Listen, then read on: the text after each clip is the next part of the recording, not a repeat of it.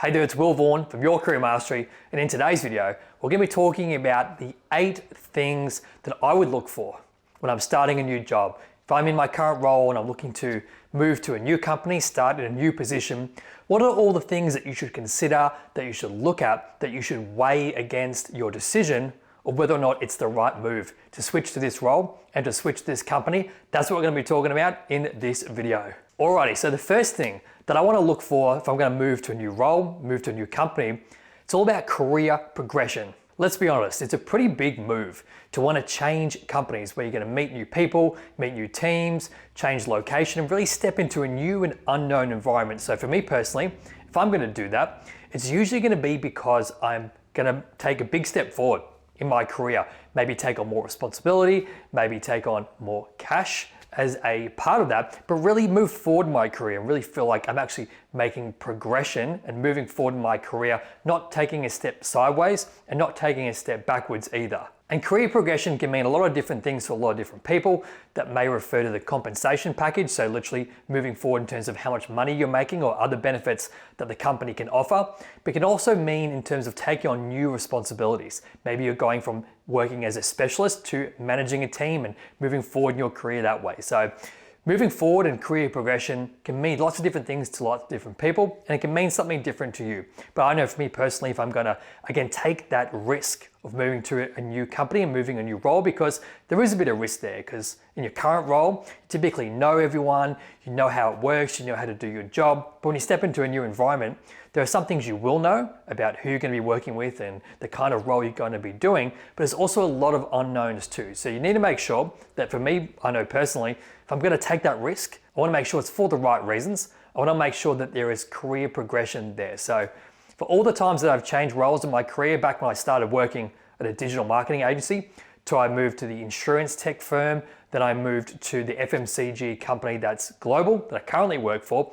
Each of those times, it was a pretty significant step up in my career where I took all the great things I learned in my current role or my previous roles, and I expanded on that, and I moved to the next level in my career. So that's tip number 1 if I'm going to change roles. And if you're going to change roles, it's great to ensure that there's going to be progression in your career when you make that move. Now, the second thing that I'm going to look for when I'm switching roles and switching companies is development opportunities. Now, I harp on about development in almost every single one of my videos, whether it's the long form videos here or in any of my social media stuff, because I really do think that your development is the absolute unlocker for growth in your career in terms of progression, building skills, building new experiences, taking on new projects, building that portfolio and that skill set, both in terms of your hard skills, your technical on-the-job skills, but also your soft skills, communication, leadership, project management, problem solving. These are all important skills that are part of your development over your career that allow you to unlock new levels, right? Like a video game almost, and help you progress through the journey of your career and really allow you to have more freedom and flexibility in terms of the roles that you can take, the money that you can make, and the other incentives that you can take on, but also what you can do and what you can contribute in your role to a team and to a company and what that can unlock for you as well. So long story short, if I'm going to move to a new company, I really want to make sure that there are going to be opportunities for me to develop, but also that the company will foster your development. And I personally believe that we should all take personal responsibility and accountability for our development. We can't necessarily rely on the company that we work for to foster our development. Some companies are great at fostering development. Other companies, it's not a priority at all. It really depends on where you work. But regardless of where you work, you should be taking control of your development to ensure you're putting yourself in the right situations to build skills, to build experiences, to build out your professional network that's going to help you keep moving forward in your career and unlock those great opportunities long term. But even better than you taking responsibility, or just as good as you taking responsibility for your development, if the company you work for is going to provide those opportunities based on the role that you're going to be stepping into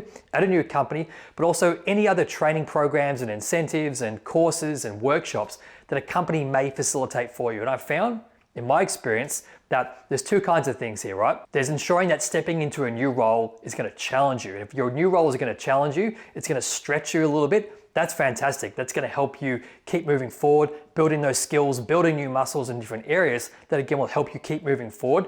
Because if you're not being challenged in your role, it's going to be pretty boring. It's not going to be very exciting. And some of us may want that in our career, and that's totally fine. But if you do want to keep moving forward, you really just can't stay static for too long. You've got to keep challenging yourself, and you've got to keep leaning into new situations that will keep you moving forward and building new skill sets in your career. And you also want to make sure that there's going to be scope in your new role for you to mix with other teams, to work on new projects, to take on new responsibilities and keep moving forward in your career. And typically if you work for a large company, they're going to have a good process and a program in place for you to keep building your skills and building new experiences in new areas that will benefit you, that will benefit the company, and essentially will help drive better performance in the company as a whole. So that's the first two: career progression, making sure you're keeping to move forward in your career, but also development opportunities, so important. And actually career progression and development opportunities typically go very hand in hand. And the more that you invest in your development and the more the company invests in your development,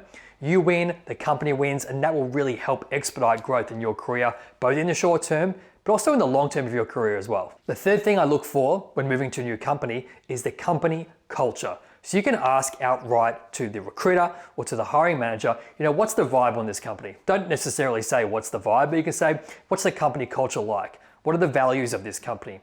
You can also go to sites like Glassdoor where people leave reviews of certain companies. So you can actually hear from past employees what they've said about the company and what feedback they might have.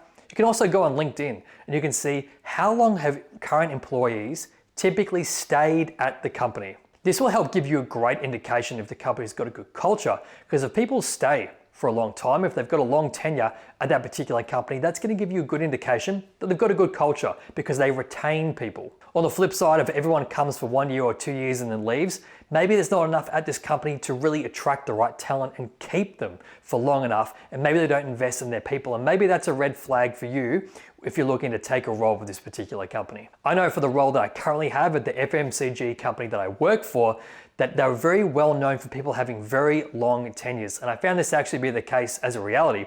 Moving into the business, I've been here 2 years now, but there are plenty of people who I work with on a day-to-day basis who have been there 10 years, 15 years, some even 20 years, which is actually kind of crazy when you think about it in this day and age, but it really speaks to the values of the company and the company culture that attracts the right people and retains them as well. So that's the third thing that I look for, is all about company culture and company values. Now the fourth and the fifth thing that I would look for, because they're kind of related, is the location of the company and if they offer hybrid work. So for example, if a company doesn't live super close to me, but I don't have to be in the office at all or very often, then I can swallow that. I can deal with only driving to the office twice a week if it's a little bit further than the company that I currently work for.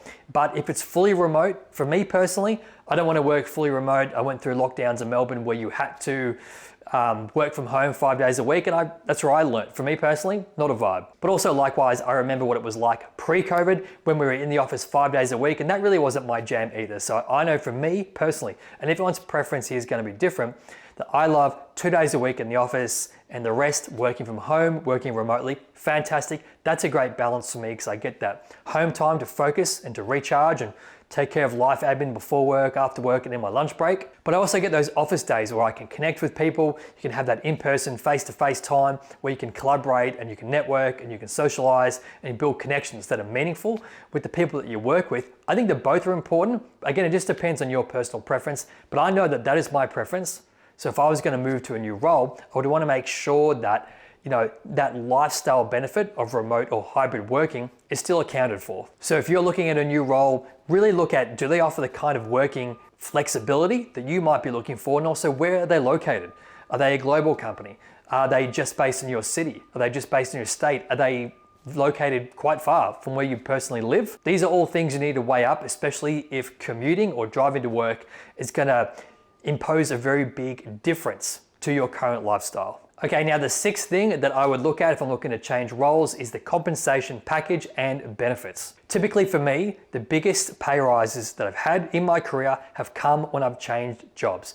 Now I have had pay rises in almost every single job that I've had. However, the biggest pay jumps by far have come when I've changed companies. So again, if I'm going to take that risk to move from one role to a completely new role with a new company, I want to make sure that the compensation package is strong and that it matches my value to the broader market. And it's always a good idea before you take a new role to really just sense check with recruiters, what is the going rate for your particular role in market at a pure base level, and then wash against that your level of skill and experience.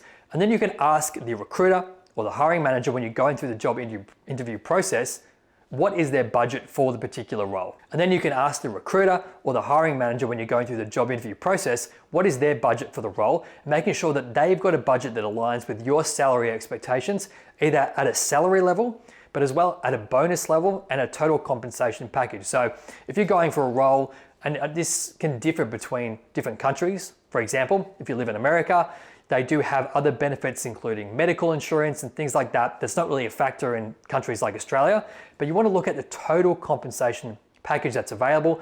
Maybe you get a phone, maybe you get a car as part of the role as well, and really understanding how all of those things come together to form your total package and making sure that it aligns with your expectations. And if you are moving to a role where there's new responsibilities and more value being added and you're taking on a higher level of seniority, you want to make sure that that new role that you're jumping into, it's going to match a significant pay bump from where you are, especially if it's going to be more senior and taking on more responsibility and ultimately adding more value to the company as a whole. And lastly, the final thing that I would consider if I was looking to change roles is if the company is private or public. Now, in one of my previous roles, I worked for a public company, and I think this story is more of a reflection of that particular company than every single company that's listed on the stock exchange, either in Australia or America or the UK or wherever you're watching this video from. But my experience of working for a public company was actually pretty atrocious. I saw profit downgrades, the share price plummeted, all the investor presentations, some of the short-term thinking that comes with being a public company and having to hit all those quarterly numbers rather than sacrificing a few bad quarters to achieve a long-term vision for the particular company and really having the time and the space and the ability to do that planning and communicate that effectively to the stakeholders. Yeah, overall, I just found it a pretty bad experience working for a public company. So when I decided to change jobs away from that company, one of my absolute non-negotiables was that I wanted to work for a private company. And the company that I work for, they're a big company, they're a global company, and I'm very happy to say they are a private company as well. And it's really taken a lot of the pressure and the public exposure away from the business. It means that they can do a lot of long-term planning and they can be patient and they can make the right decisions. And don't get me wrong, no company is absolutely perfect. Every company has issues, whether they're a public company or a private company, but it really just depends on your personal preference and where you're at in your career and your experiences. So my experience of working for a public company kind of scarred me and I wanted to move to work for a private company. I've loved that change, but you might currently work for a private company and decide that you want to work for a public company because you might get share incentives and things like that, and also a lot more transparency in the business because you can read all the financial documents. But again, that just depends on your personal preference. So I'm Will from Your Career Mastery. Hope you found this video helpful and interesting and engaging. If you did, hit that subscribe button because there's more videos coming out each and every week to make you a more successful professional, and I'll see you in the next video. Cheers.